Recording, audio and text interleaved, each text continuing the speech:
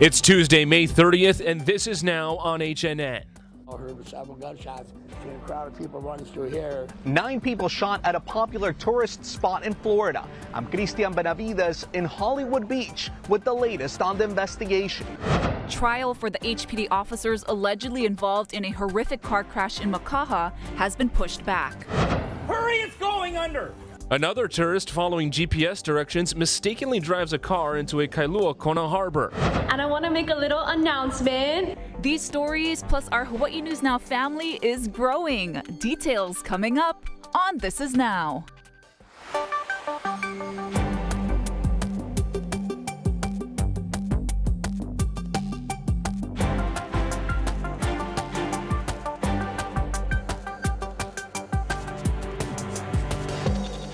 Aloha and good afternoon, everyone. Thank you for watching This Is Now. We got Mark Carpenter in today for Dylan. We begin with this. 9 people, including several children, are recovering from gunshot wounds in South Florida after a shooting on the Hollywood Beach boardwalk. Police have 2 people in custody and are seeking help in identifying others who may have been involved. Christian Benavides has the story.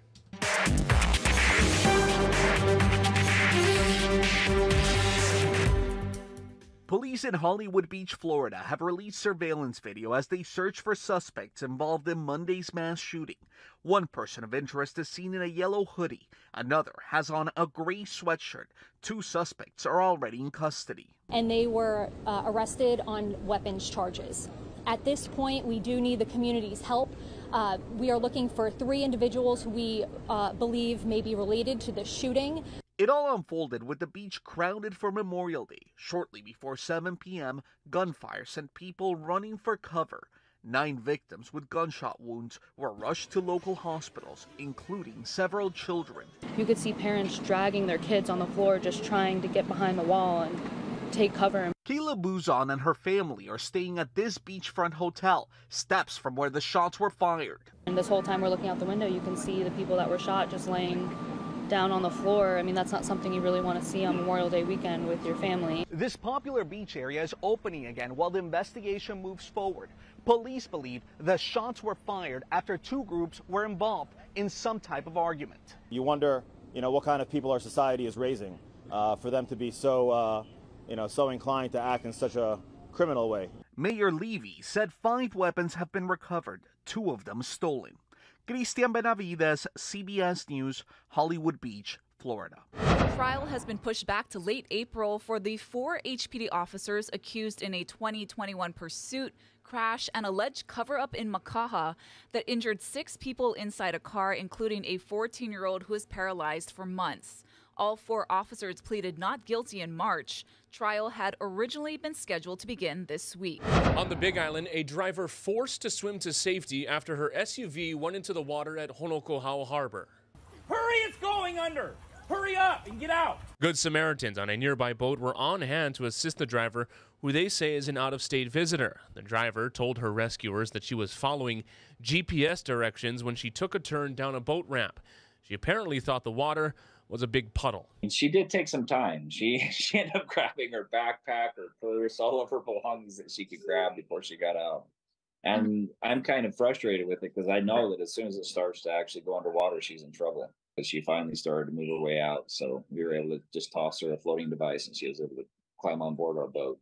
No injuries were reported, and we're told the vehicle has been pulled out of the water. Comes a few weeks after a similar scene from Hawaii Island. Earlier this month, another visitor said they were following their vehicle's navigation system when they drove right into the same harbor. They also got out safely. Hawaii County Police have charged a Puna man after a dog mauled his neighbor, breaking her arms. 51-year-old Frederick Casabier turned himself in yesterday. The 32-year-old victim, Amber Clausen, was attacked by the neighboring dog on Saturday. The dog bit her so severely that she suffered broken bones in both arms. The woman's mother says another man she doesn't know got the dog to stop and saved Amber. He picked her up because Amber could not move. She lost too much blood. She dropped. She was on the ground with the dog. He picked my daughter up and carried her to her truck. I could care less about anything else in this world right now except my daughter sitting in that bed. She's in a lot of pain, and she has animals to take care of, which I'm taking care of now. If she loses her arms, she's going to be devastated. Casabier was charged with 2 misdemeanors and was released after posting $2,000 bail. In national news, outrage is growing at the site of a partial building collapse in Davenport, Iowa. Family members of residents possibly trapped inside say not enough is being done to search for possible survivors. A 9th person was rescued today. There are no confirmed deaths, but the mayor says 5 people are still unaccounted for, and it's believed 2 are likely somewhere in the wreckage. The cause of the collapse is still under investigation. Today, the House Rules Committee heard legislation to raise the nation's debt ceiling. For more on this, we're joined now by Peter Zampa, HNN's Washington correspondent. Now, Peter, what can you tell us happened in that meeting?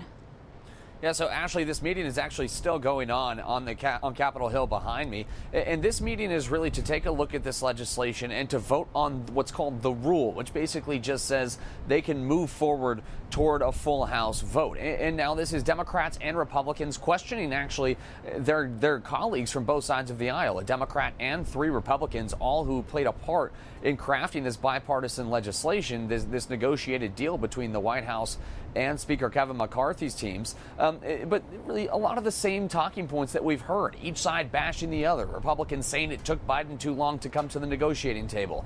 Democrats saying the president had a proposed budget. Why couldn't they come up with theirs sooner? And why are they playing political games with the nation's full faith and credit?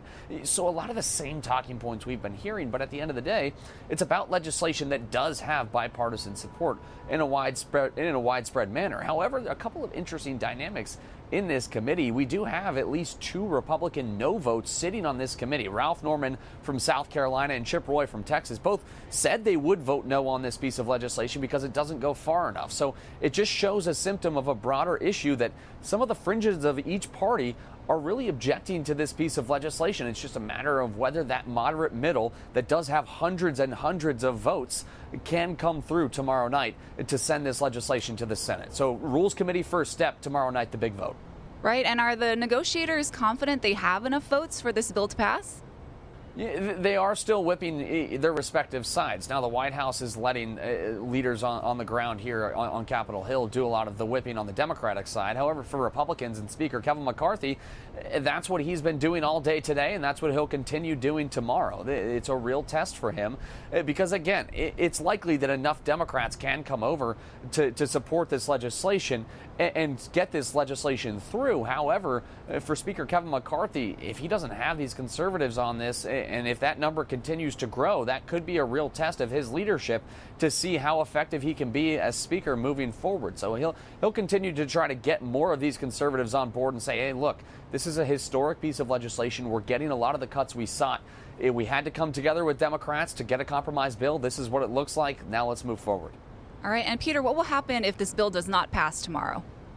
If it does not pass tomorrow, that's the day that no one's really hoping comes to pass, because that could hurdle us toward that June 5th default day. And if that comes about, then the nation can no longer repay its debts, and that means potential global catastrophe as far as the economy goes. So if this bill does not get through, it would send these leaders scrambling and force them to either go through an amendment process, which makes changes palatable to certain sides, but then you have to also get that through the Senate.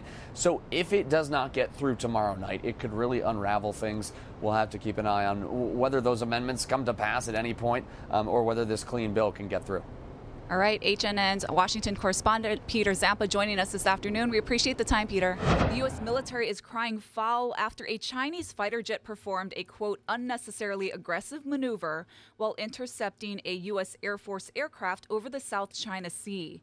The incident happened last Friday while the U.S. was conducting what it described as routine operations in international airspace. The military said the Chinese fighter pilot flew directly in front of the nose of an RC-135, forcing the U.S. aircraft to fly through its wake turbulence. Now, the U.S. said it will continue to fly safely and in accordance with international law, and expects all countries in the Indo-Pacific region to do the same when in international airspace. Startling findings from a new CDC report. Sick restaurant workers is a leading driver of foodborne illness outbreaks at restaurants. The study looks at 800 outbreaks at more than 800 restaurants between 2017 to 2019. Most common pathogens were norovirus and salmonella.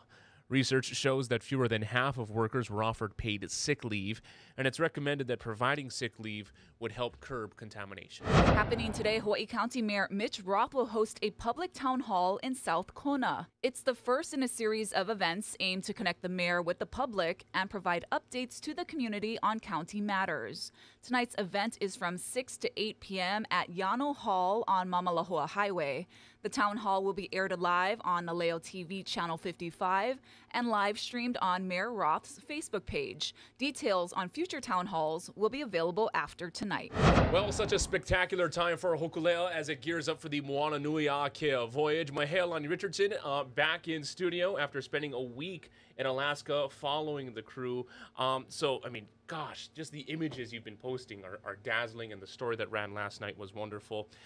First off, how would you describe the town of Yakutat, Alaska, and the significance of Hokulea being there? Yeah, well, I have to admit, Mark, I had never heard of Yakutat before this trip, but Yakutat is very significant for the Polynesian Voyaging Society.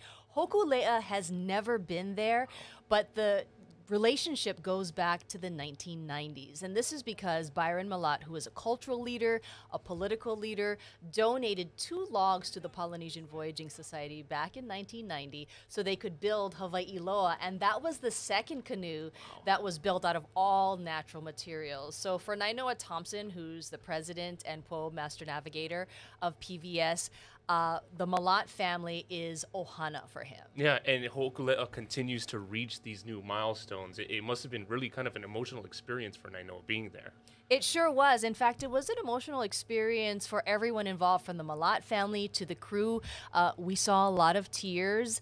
There was a beach ceremony where the Hokulea crew was welcomed onto the beach. And for the Alaska natives, they have to ask, who are you? Where do you come from? And Mark, it was chicken skin to watch this. This is really a blending of cultures, Native Alaskans and Native Hawaiians coming together to reestablish their roots and to also practice their culture. You know, for the Tlingits, they had been talking about a canoe landing for a very long time, but these were protocols that they hadn't practiced in more than 100 years. And so by Hokulea being there, it allowed them to practice their culture once again. Yeah, and I can imagine it really is a spiritual experience seeing all of that up close. Now, you have stories running all week long, so that the ceremony is the one that's going to be running tonight.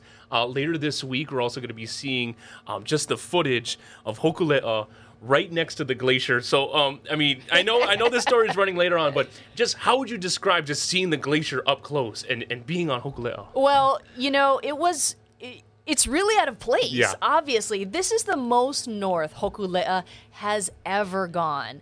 And many of the crew members, you know, they took like a charter boat before Hokulea. Hokulea had to stay about 8 miles back from Hubbard Glacier, which, no joke, is bigger than Mauna Lua Bay. Wow. It is massive, Mark. And so the crew members jumped on a charter boat to go even closer.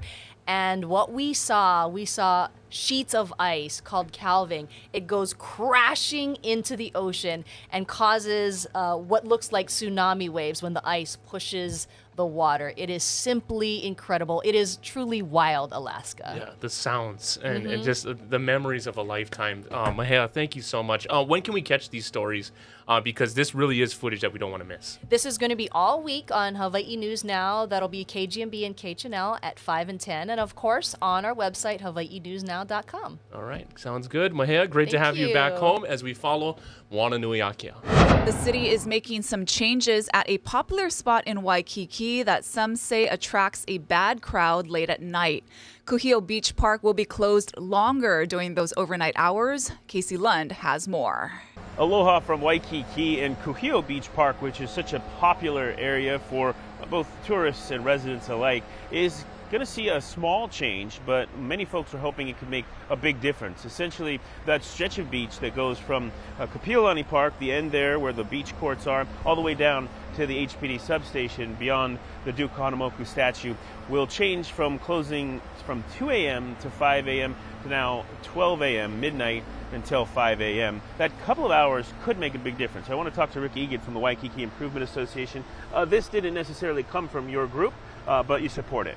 Tell me why. Yes, actually it was a resident initiative. John Dutzman, who's a resident, has advocated for this idea, and the neighborhood board supported it, and HPD supported it. So the business community also thought it would make a difference, a positive difference, both in sanitation and safety.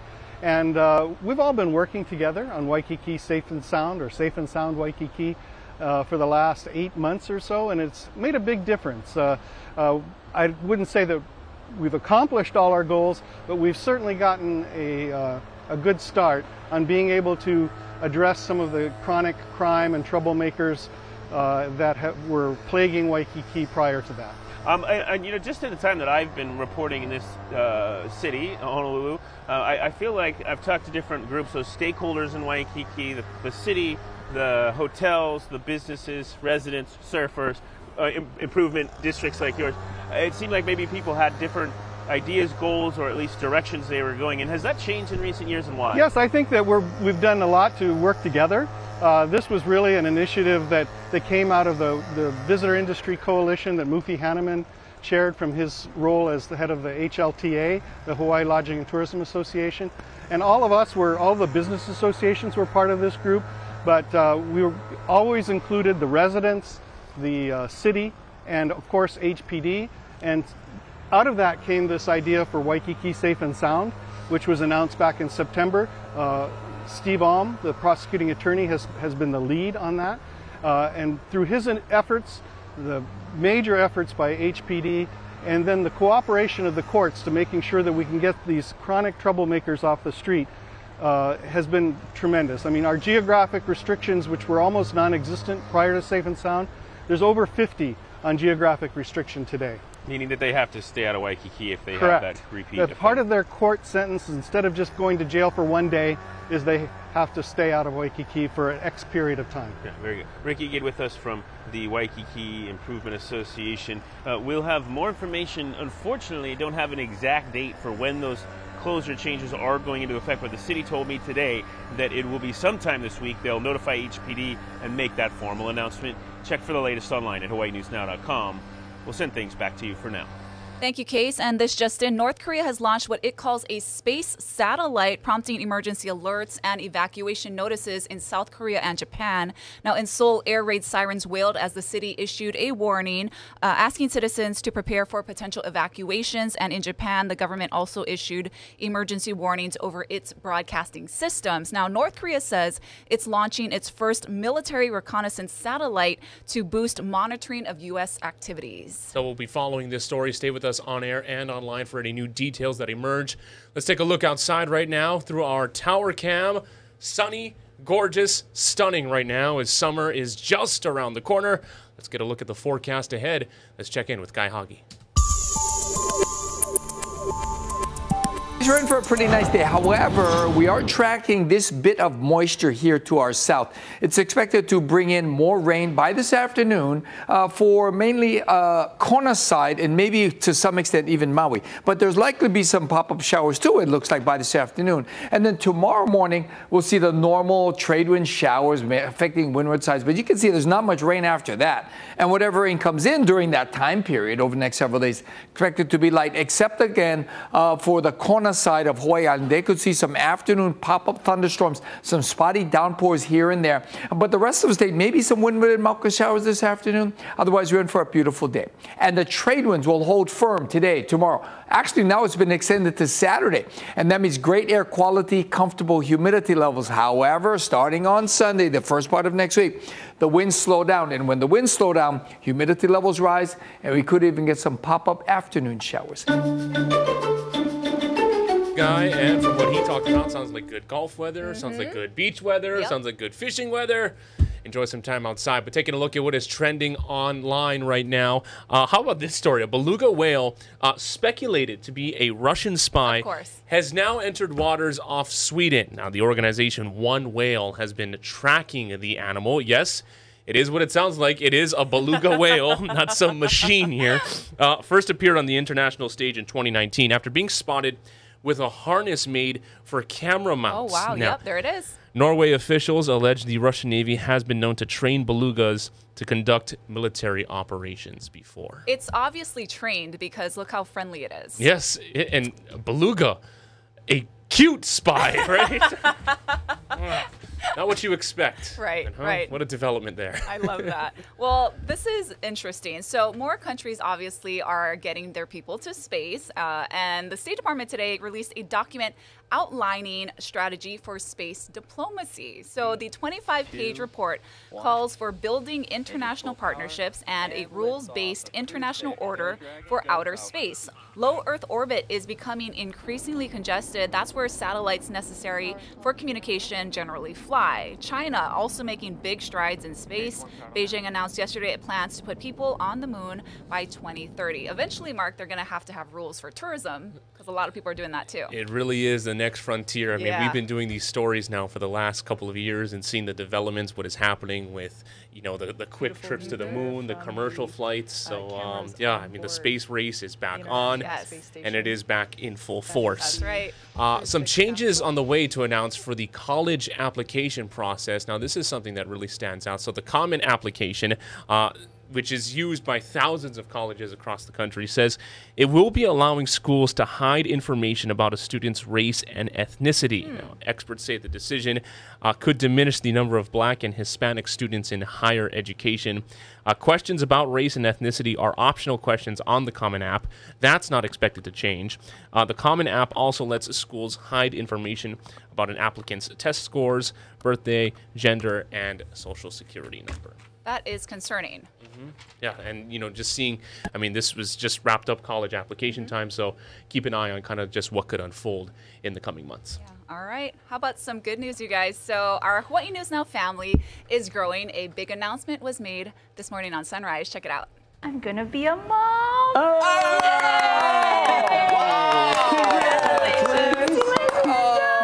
That's right. Our traffic reporter, Lacey Denise, announced that she and her husband, John, are expecting with baby due sometime in August. Oh, my gosh. I know. Watch Uncle Guy over here. Watch it. Oh, he wiped away a tear. It was really cute. But, Mark. Oh, that's so awesome. We know. I mean, I'm in the thick of it. Lacey, it's so rewarding. It's so amazing. So exhausting. It's a beautiful, emotional experience all wrapped into one. And congratulations to her and her husband, John. Yes. I mean, it's so awesome. And, you know, I mean, you see the crew right there. It's such an emotional experience and such wonderful news to hear. So we're so thrilled for them. But yes, I mean, as a new mom, you know, not to be, you know, this parent, but what are some early bits of advice that you have? I mean, they really say sleep when the baby does. No, that I mean, that is a total lie. But you should. Every day I wake up saying, like, I'm going to start doing that. And I wish I do, but yeah, no, you can't. That is. But I wish I could do that. Yeah, I mean, kind of along the lines, right? My biggest piece of advice is always your first opportunity to do something is your best opportunity. Yes. So whether it is sleeping or whether it is doing something around the house or I don't know, any sort of errands, any sort of mental break you can have. But take lots of videos. Yes. Right? Yeah. Yeah, and look back at them and then cry within 10 seconds every time you watch them back. But yes, congratulations to Lacey and John. Such wonderful, exciting news. And we want to end with this, right? Yeah, go for it. A very happy birthday to Mary Soon Bach Zarba. She is now 104 years young. Wow. She was born in Maui in 1919. And get this. Her mother, Chun Yun Hee Givens, lived to 102 years old. So living long seems to be in the family. Happy birthday. Have a great day. And thank you, everyone, for watching This Is Now. Me and Mark will be back with more news first at 4 right here on KHNL.